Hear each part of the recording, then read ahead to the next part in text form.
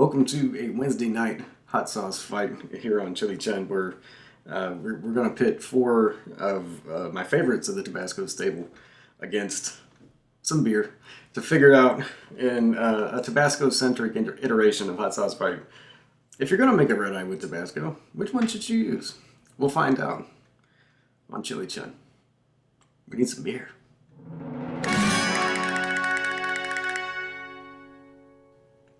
All right, so we got some beautiful lager in a little glass, and I've got a selection of Tabascos, and we're just gonna run through. We're gonna try them each in the lager, and we'll figure out, if you did a hair of the dog type pick me up after a rough night on, your favorite street corner, then we'll find the correct hot sauce to pick you back up. And so, yeah, we're gonna dive right in. We're gonna start with, the original Tabasco. Beautiful fermented Tabasco peppers aged in oak barrels, vinegar, salt. That's it. A fair little shake of Tabasco there in the vinegar. Now, Tabasco doesn't have much of a color to it, actually, when you get it out of the bottle. And you can see there's a fair bit in here. I think I might have gone a little overboard. But it's such a light sauce that it really doesn't. Ooh. Yeah, I put a fair bit in there.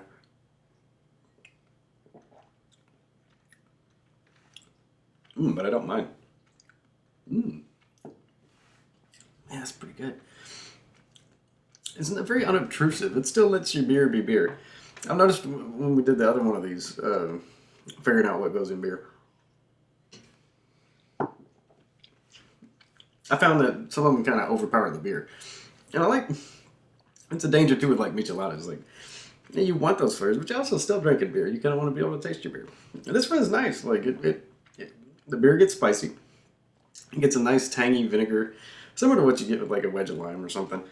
But then you get that unmistakable Tabasco taste and that inoffensive, bright, vibrant vinegariness.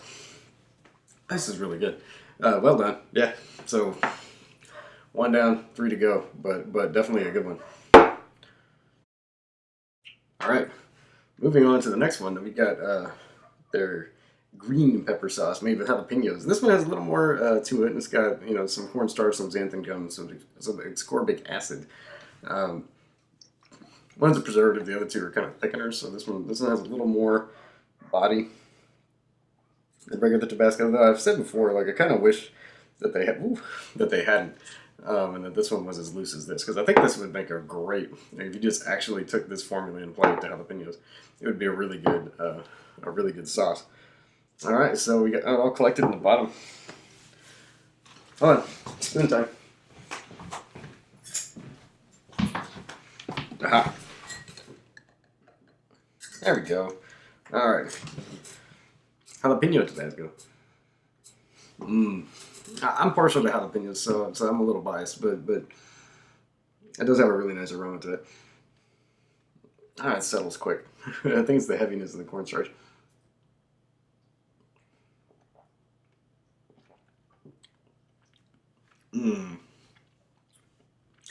Wow, this really comes into its own here. That's very tasty.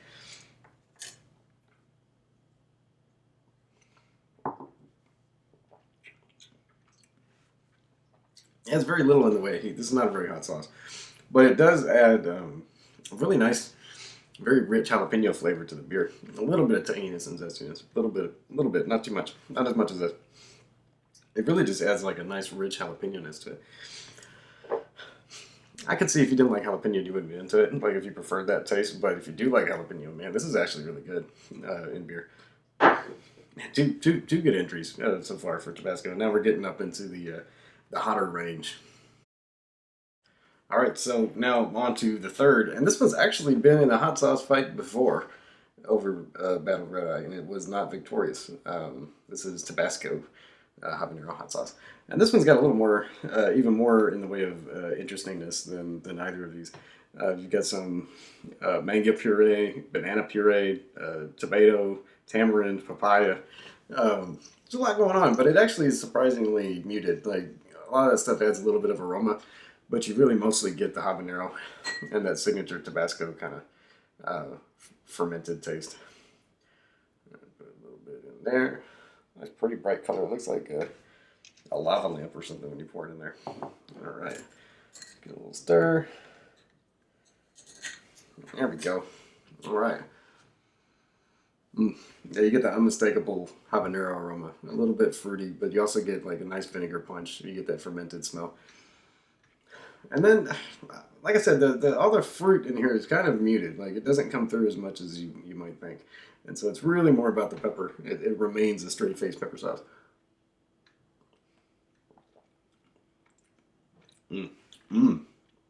But then, when it's thinned out by the beer, you do kind of get.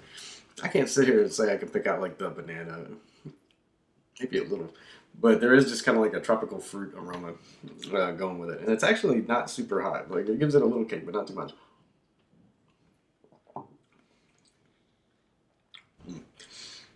That's really good.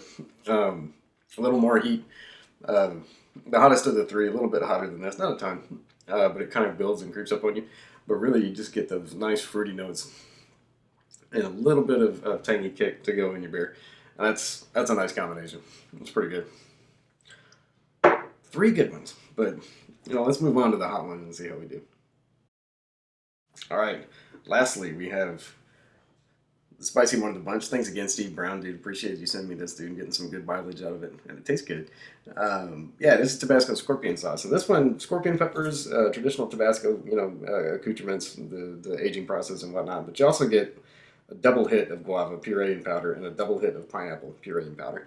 And so it does lend like a tropical kind of, and a little more focused tropical than this. This is more like a general kind of throw some fruit in there. And this is a little more targeted, and I think it pays off. Yeah, so we're going to put a little bit of the scorpion, yep, in there.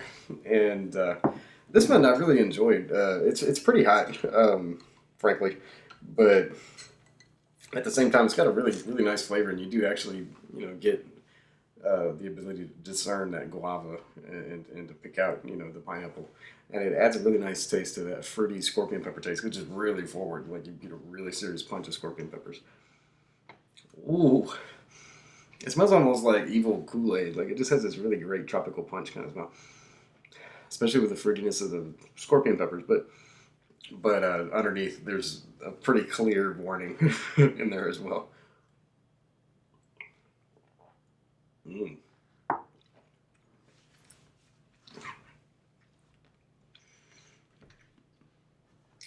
It's much hotter than the other ones.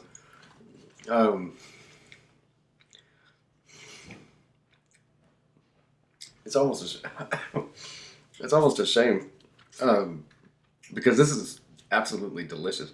Like that's really, really good. You get guava. You really do get, like, especially when you dilute it a little bit like this. You just get a potent. You get the fruitiness of the scorpion pepper too, but the guava blends with that and almost kind of comes to the forefront. You just get guava. And there's a little bit of a pineapple aroma as well, but a really nice punch of just scorpion peppers and guava, and then a little hint of the Tabasco signature.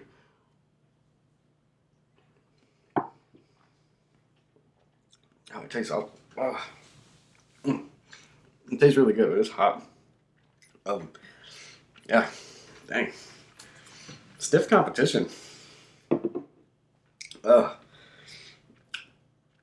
that's. I'm impressed. Whatever happens next, all four of these are really good in beer. They are. Varying heat levels. I got something for everyone. So yeah, give me just a minute to contemplate the universe, and then we're gonna have ourselves a verdict.